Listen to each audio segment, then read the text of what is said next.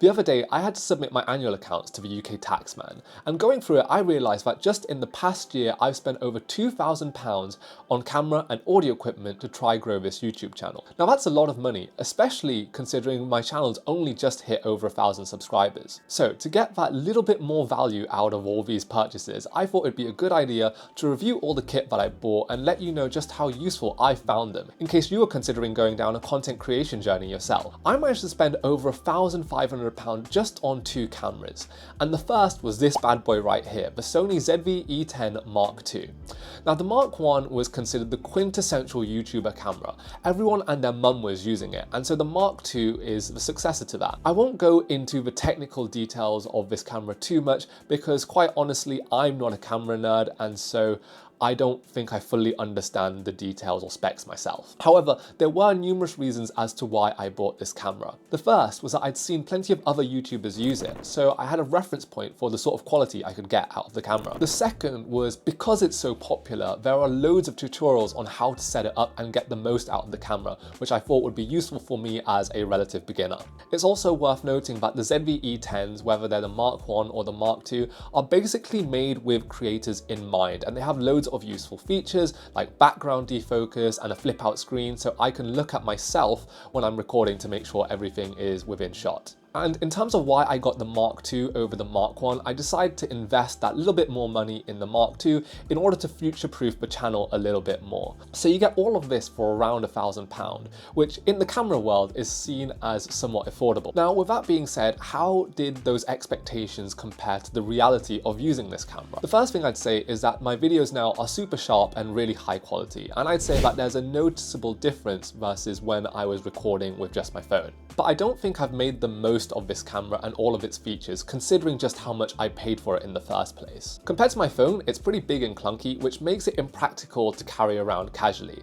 I normally just shoot using this camera for shots inside my house or for these talking head videos. The camera also doesn't have the greatest stabilization, which means unless I bring my tripod with me, the shots can be quite choppy. With the ZV-E10, you have the ability to interchange lenses to improve the quality of your video. So right off the bat, I upgraded from the standard kit lens to a more advanced lens called the Sigma f2.8, which was recommended to me by a friend of mine, shout out Emeka.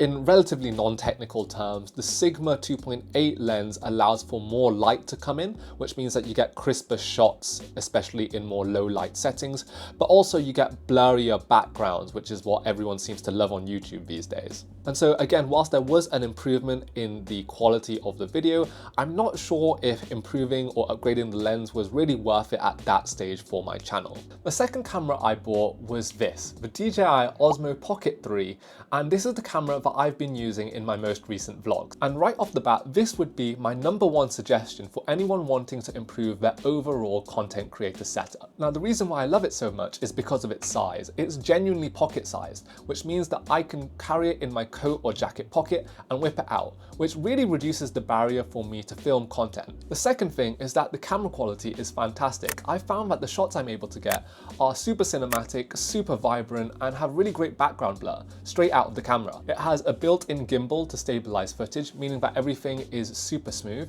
especially when compared to shooting out of your standard smartphone camera. And it has a bunch of creator-friendly features. For example, you can just flip the screen on this thing and it instantly starts shooting in like reel-friendly mode. But also it has user tracking, so I can just move around in my seat like this and it will follow me just like that. Additionally, I got the creator bundle, this thing here, which comes with a tripod and an additional battery pack thing, but most importantly is this DJI Bluetooth mic. One of the biggest tips you'll hear on YouTube is that people will put up with bad video, but they can't stand bad audio. And the upgrade in sound quality that this mic has brought me is insane. Just take a listen to some of my older videos versus my more recent ones. Hey guys, welcome back to the channel, and I'm back again with another LSE or university related video. The only two real downfalls I've faced with the Osmo are that firstly, it's not waterproof and it's not very rugged, so you do have to be a little bit careful with it. And two, because it is so small, the zoom capabilities aren't that great. Overall though, I would really recommend the DJI because it has made me just so much more comfortable to record in public. By the way, as a quick bonus tip, I'd recommend getting a magnetic case or covering for the DJI so that you can just slap it onto metallic poles and use that to record yourself rather than lugging around a tripod. With just those 3 purchases alone, the 2 cameras plus the improved lens were at over £2,000 spent. But there were of course other little bits of kit that I also spent, so I'm going to do a quick fire review on those as well. First off are SD cards, and they are absolutely essential because you can't record on any sort of advanced camera without them, so make sure that you get a reputed brand for those. Next up is a tripod, which I would also say is a bit of a must-have, especially if you're going to do talking head videos like myself. I also got screen protectors. I think they were worth £10 or so for each camera, and I did that just to protect the cameras a little bit more and improve the longevity. In terms of what I wouldn't recommend that I bought, the first would be a dummy battery. Those are effectively batteries that are wired and you can plug in with a cable so that the cameras never lose battery or never lose charge. I didn't end up using that. I found that the standard battery on my cameras were more than enough. So that wraps up the £2,000 plus worth of spending I did to improve the quality of this channel. I hope you found my bits of advice, my experiences and my recommendations helpful for you if you're planning on going down this journey yourself. Be sure to like and subscribe to this channel if you did find this video useful and want to see more content from me. Thank you guys, and see you in the next one.